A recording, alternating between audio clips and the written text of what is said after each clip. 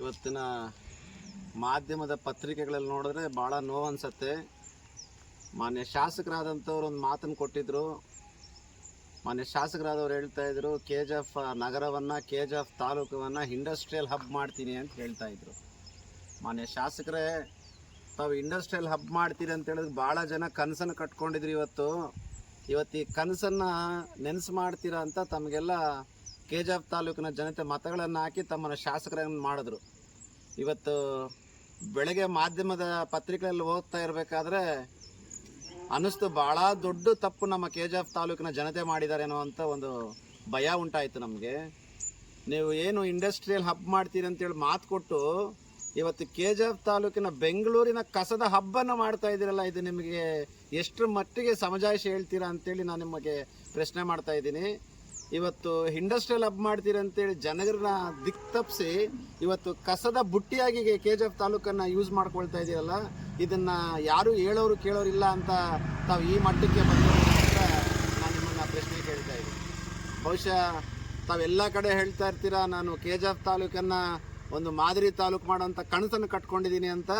ಆ ಕನಸನ್ನು ನೆರವೇರಿಸಬೇಕು ಅಂತಂದರೆ ನೀವು ನಿಜವಾಗ್ಲೂ ಆ ಕನಸಕ್ಕೆ ನೀವು ಅದಕ್ಕೆ ಸ್ಪೃಷ್ಟಿ ಕೊಡ್ತೀರಾ ಅಂತಾದರೆ ದಯಮಾಡಿ ಮೊದಲಿಗೆ ಇವತ್ತು ಈ ಕಸದ ತೊಟ್ಟಿಯನ್ನು ಎತ್ಕೊಂಡು ಬಂದು ಬೆಂಗಳೂರಲ್ಲಿರುವಂಥ ಕಸವನ್ನು ತಂದು ಏನು ನಮ್ಮ KGF ತಾಲೂಕಿನಲ್ಲಿ ಮಾಡಬೇಕು ಅಂತ ನನ್ನ ಜಾಗ ಪರಿಶೀಲನೆ ಮಾಡಿದಾರಲ್ಲ ಮಾನ್ಯ ಜಿಲ್ಲಾಧಿಕಾರಿಗಳು ಮತ್ತು ದಂಡಾಧಿಕಾರಿಗಳು, ತಮ್ಮದೇ ಆದಂಥ ಸರ್ಕಾರ ಇರೋದಿದು, ತಮ್ಮದೇ ಆದಂಥ ಸಚಿವರು ಇರುವಂಥದ್ದು, ತಮ್ಮದೇ ಆದಂಥ ಮುಖ್ಯಮಂತ್ರಿ ಇರೋದ್ರಿಂದ ದಯಮಾಡಿ ಇವತ್ತು ನೀವು ಇದನ್ನು ಕೂಡಲೇ ಎಚ್ಚೆದ್ದು ಈ ಒಂದು ಪ್ರೋಸೆಸ್ಸನ್ನು ಮುಕ್ತಾಯಗೊಳಿಸಬೇಕು ಅಂತೇಳಿ ನಾನು ನಿಮ್ಮನ್ನು ಮನವಿ ಮಾಡ್ಕೊಳ್ತಾ ಇದ್ದೀನಿ.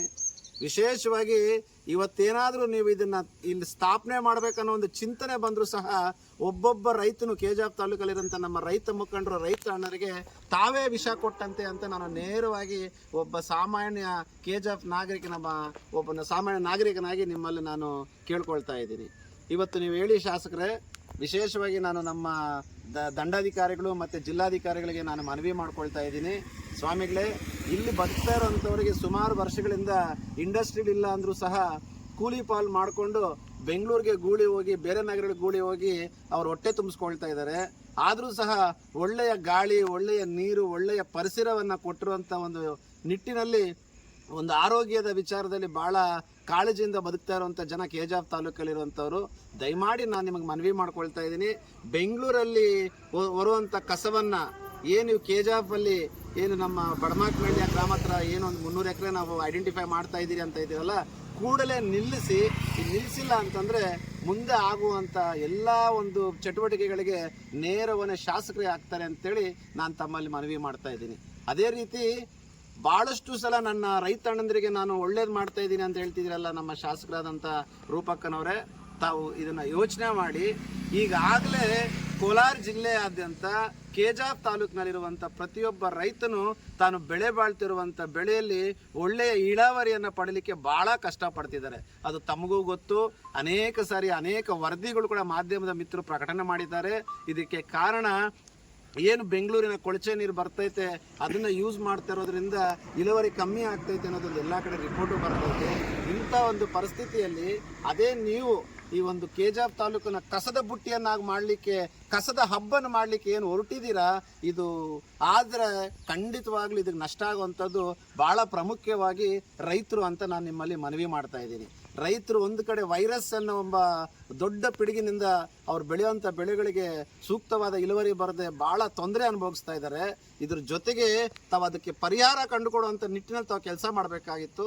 ಆದರೆ ತಾವು ಅದನ್ನು ಮರೆತು ಯಾರೋ ಒಬ್ಬರ ಜೋಬನ್ನು ತುಂಬಿಸ್ಕೊಳ್ಳೋದಕ್ಕೆ, ಯಾರೋ ಒಬ್ಬ ಗುತ್ತಿಗೆದಾರನ ಮನವೊಲಿಸಲಿಕ್ಕೆ, ಯಾರೋ ಒಬ್ಬ ದೊಡ್ಡ ಕಂಪನಿಯ ಒಂದು ಹಿತಾಸಕ್ತಿ ಕಾಪಾಡಲಿಕ್ಕೆ ಇವತ್ತು ನೀವು ಒಳಗಡೆ ಒಂದು ಒಪ್ಪಂದವನ್ನು ಮಾಡಿಕೊಂಡು ರೈತರಿಗೆ ಅನ್ಯಾಯ ಮಾಡ್ತಾ ಇದ್ದೀರಾ.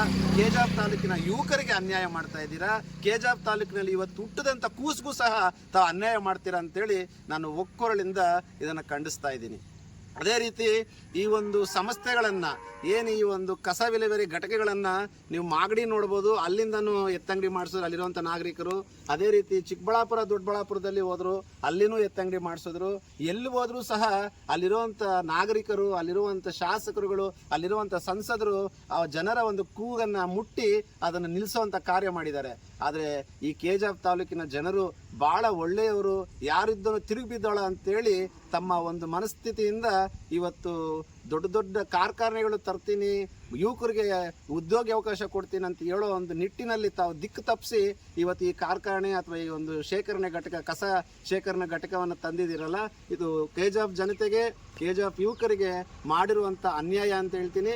ವಿಶೇಷವಾಗಿ ಇದೊಂದು ಬಂತಂದರೆ ಅನೇಕ ರೈತರು ಆತ್ಮಹತ್ಯೆ ಮಾಡ್ಕೊಳ್ಳೋಂಥ ಒಂದು ಸನ್ನಿವೇಶ ನಿರ್ಮಾಣ ಆದ್ರೂ ತಪ್ಪಾಗಲಾರದು.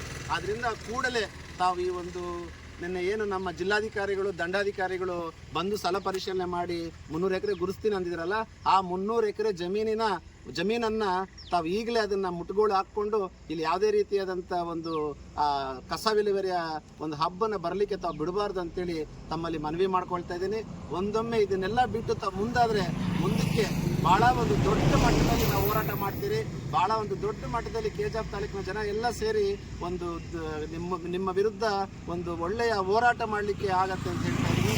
ಬೆಳಗಿನಿಂದ ಸುಮಾರು ಸಂಘ ಪರಿವರ್ತನೆಗಳು, ಸುಮಾರು ಸಂಘ ಸಂಸ್ಥೆಗಳು, ಎಲ್ಲರೂ ಬುದ್ಧಿಜೀವಿಗಳೆಲ್ಲ ನಮ್ಮ ಜೊತೆ ಸಂಪರ್ಕಕ್ಕೆ ಬಂದಿದ್ದಾರೆ. ಕೂಡಲೇ ತಾವು ಇದನ್ನು ನಿಲ್ಲಿಸಬೇಕು. ರೈತರಿಗೆ ಆಗುವಂಥ ಒಂದು ಅನ್ಯಾಯವನ್ನು ತಾವು ಸರಿಪಡಿಸಬೇಕು. ನಿಮ್ಮನ್ನು ಮೇಲೆ ವಿಶ್ವಾಸ ಇಟ್ಟು ಇಷ್ಟು ಒಂದು ಮತಗಳನ್ನು ಹಾಕಿ ತಮ್ಮನ್ನು ಗೆಲ್ಲಿಸಿರುವಂಥ ಒಬ್ಬೊಬ್ಬ ಮತದಾರರಿಗೂ ತಾವು ಅನ್ಯಾಯ ಮಾಡಬಾರ್ದು ಅಂತೇಳಿ ನಿಮ್ಮನ್ನು ಕೇಳ್ಬೋದು. ಜೊತೆಗೆ ನಾನು ಸುಮಾರು ಪತ್ರಿಕೆಗಳಲ್ಲಿ ಹೋಗ್ತಾ ಇದ್ದೆವು. ಹಿಂದಿನ ಇದೇ ಪ್ರಜಾವಾಣಿಯ ಒಂದು ಪತ್ರಿಕೆಯಲ್ಲಿ ಹಿಂದಿನ ತಿಂಗಳಲ್ಲಿ ಒಂದು ಪತ್ರಿಕೆಯಲ್ಲಿ ನೋಡ್ತಾ ಇದ್ದೆ. ಸರಿಸುಮಾರು ಈ ಒಂದು 5 ವರ್ಷಕ್ಕೆ ಏನು ನಮ್ಮ ಕಾಂಗ್ರೆಸ್ ಸರ್ಕಾರ, ನಮ್ಮ ರಾಜ್ಯದಲ್ಲಿರುವಂಥ ಸರ್ಕಾರ ಇರಲಿಕ್ಕೆ ಏನೊಂದು ಆದೇಶ ಹೊರಡ್ತಾ ಇದೆ, ಸುಮಾರು 60,000 ಕೋಟಿ